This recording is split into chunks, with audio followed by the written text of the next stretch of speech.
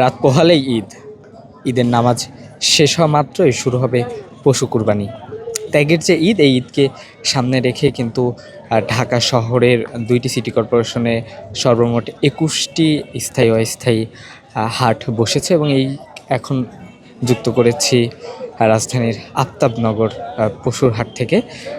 এবং এই হাটের যে চিত্র আমরা দেখতে পাচ্ছি, মাত্র অল্প কিছু সময় আসলে বাকি আছে ঈদের, অর্থাৎ রাত পোহালেই ঈদ যেমনটি বলছিলাম।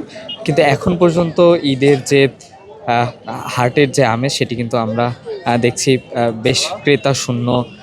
গরু একেবারে নেই বললেই চলে। ছাগলের হাটও বেশ ফাঁকা, ক্রেতা শূন্য।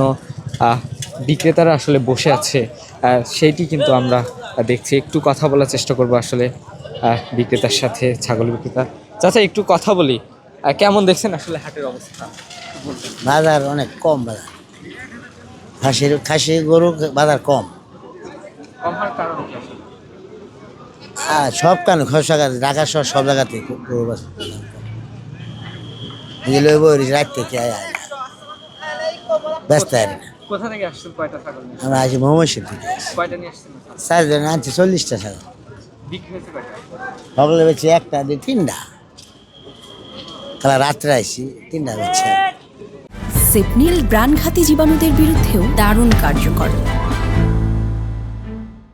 কম কম হইলেও বেছে জান লাগবো, তখন আবার ঘুরাই নি মোবাইল, আবার কম হইলেও বেছে আবার তার ঘুরাই নিয়ে যেতাম না, ঘুরাই নিলে ভাড়া লাগবো, খরচ লাগবো।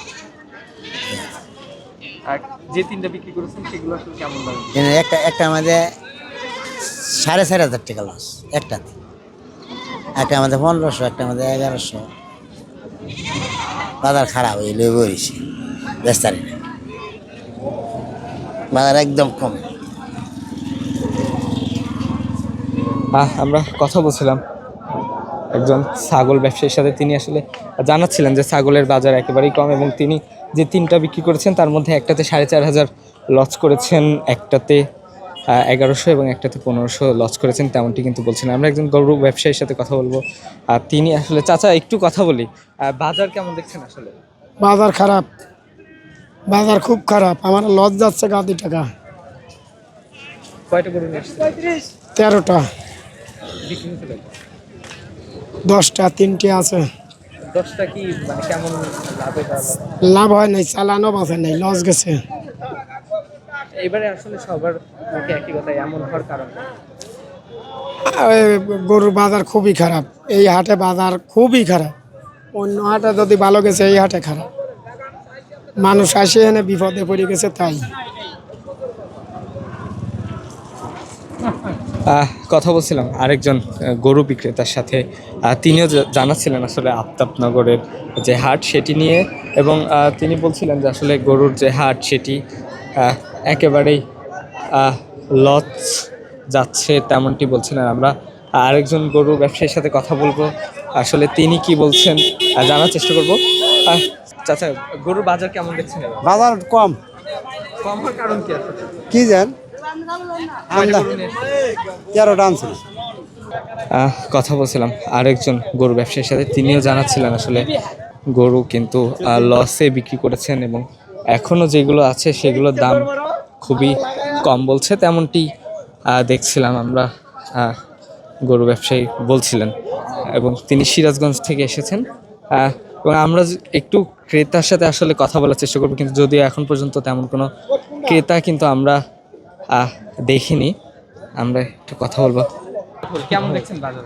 একটু ডাউন আগের থেকে, মানে প্রাইসটা একটু কম মানে আপনি ক্রেতা হিসেবে বলছেন প্রাইস কম মনে হচ্ছে আগের থেকে। কৃষকরা তাহলে তো ক্ষতিগ্রস্ত হচ্ছে। না, প্রাইস কম গত 2 বছরের তুলনায় আজকে এবারের প্রাইসটা একটু কম পাচ্ছি। কম পাওয়ার আপনি খুশি নাকি? আসলে অবশ্যই আমরা খুশি, কম যেহেতু আমরা তো অবশ্যই খুশি। এবার কম হওয়ার কারণ হিসেবে কি দেখছেন? রিজনটা জানি না, আর ওয়েদারটা খারাপ মনে হচ্ছে, যার কারণে হয়তো। দর্শক, কথা বলছিলাম একজন ক্রেতার সাথে এবং তিনিও জানাচ্ছিলেন যে এবারে যে গরুর হাট সেখানে কিন্তু গরুর দাম বেশ কম, সেটি কিন্তু জানাচ্ছিলেন। তো এই ছিল আসলে আফতাবনগর গরুর হাটের সর্বশেষ যে পরিস্থিতি সেটি।